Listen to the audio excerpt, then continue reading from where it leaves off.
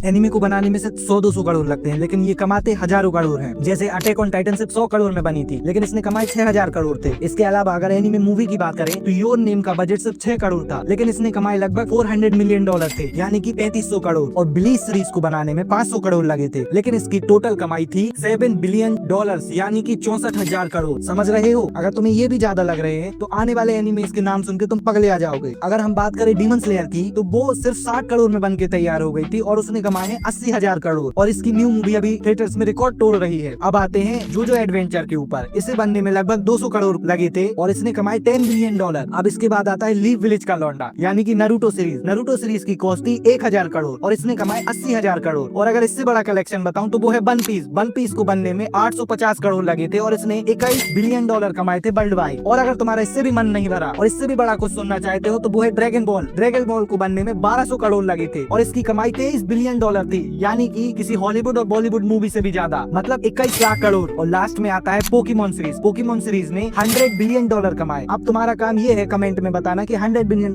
कितना होता है।